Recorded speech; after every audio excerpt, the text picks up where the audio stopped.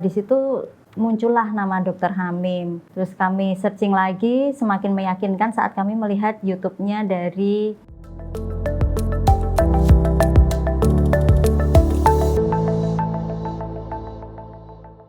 Halo, saya Sania dan ini suami saya. Halo, nama saya Fani.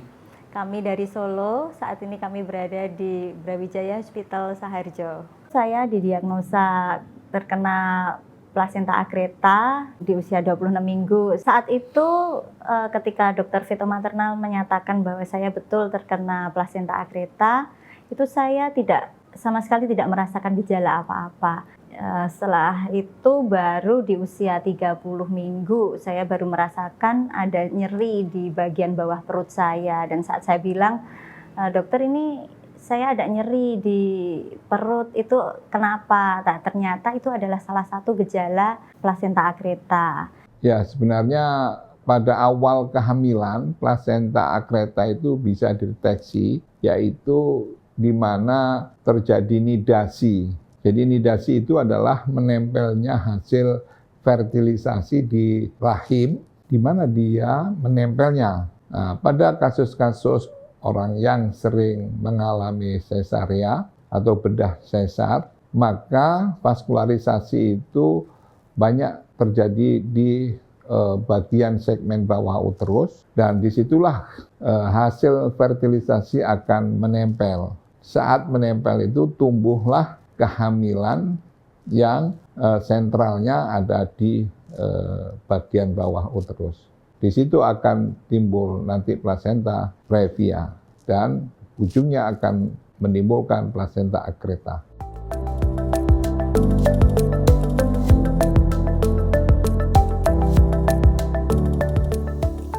Dan ternyata untuk plasenta akreta sendiri ternyata belum ada obatnya. Namun bisa disembuhkan dengan tindakan. Kita cari yang paling bisa menangani kasus seperti ini tuh mana. Akhirnya kami membaca di IG-nya, Instagram-nya saat itu.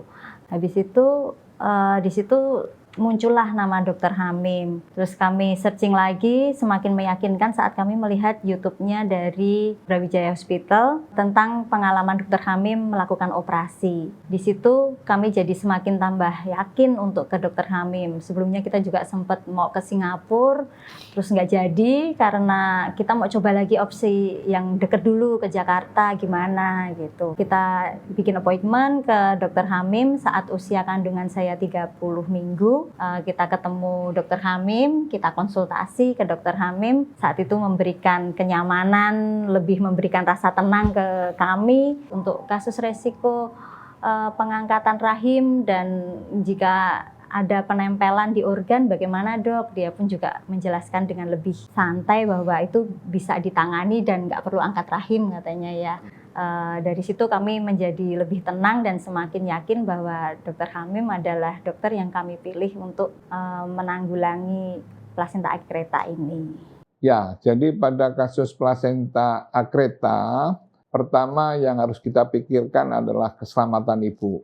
Ya, yang kedua keselamatan bayi yang dikandungnya, yang ketiga keselamatan bagaimana mempertahankan rahimnya. Kalau kita bicara keselamatan ibu, maka plasenta akreta memang kadang-kadang pilihannya tidak ada kecuali harus diangkat rahimnya selain operasi sesar.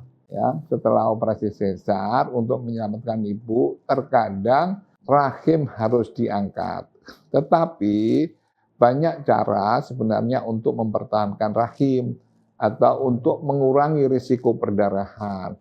Setelah sesar itu bisa dilakukan pengikatan pembuluh darah yang relatif besar, yaitu pembuluh darah arteri hipogastrika atau kita kenal arteri iliaca interna, yaitu pembuluh darah yang bertanggung jawab hampir 80% memperdarahi rahim. Nah, kalau itu kita lakukan dengan cara ligasi di pangkalnya, maka otomatis kita akan menyumbat sekitar 80% pembuluh darah yang mengaliri darah ke rahim, yaitu pembuluh darah uterina. Nah, kalau itu kita dapatkan, maka risiko untuk mengangkat rahim itu hampir-hampir kecil atau hampir-hampir tidak perlu diangkat rahimnya setelah sesaria. Maka ibu bisa diselamatkan, rahim bisa dipertahankan, bayi bisa dilahirkan dengan selamat. Itulah yang saya kerjakan di Rumah Sakit Brawijaya Saharjo.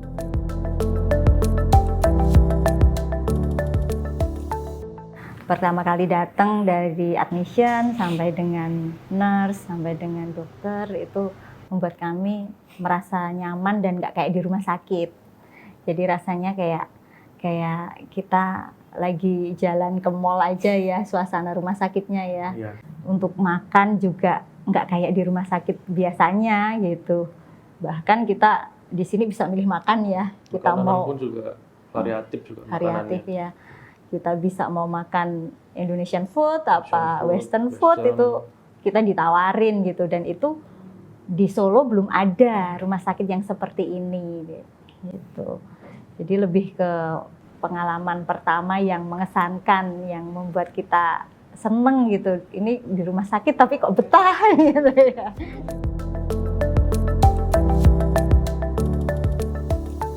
Periksalah sonografi, periksalah USG pada saat kehamilan dengan baik, dengan rutin, dengan dokter obgyn. Kalau ada dokter di tempat, dokter ahli obgyn yang feto maternal, konsultan feto maternal.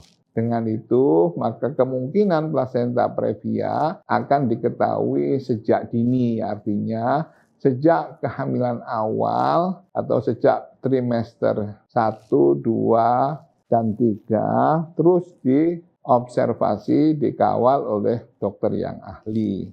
Untuk para wanita yang menderita plasenta akreta seperti saya, jangan takut, sudah ada solusinya, sudah ada tempat yang bisa menangani lebih baik ya di Brawijaya Hospital Saharjo ini. Jadi lebih tenang dan lebih santai untuk menjalani bahwa semua ini bisa dihadapi, dan cukup berterima kasih sekali dengan Dr. Hamim, juga dengan Brawijaya Hospital Saharjo untuk penanganan yang paling baik yang pernah kami terima saat ini dan bisa menyelamatkan nyawa kami.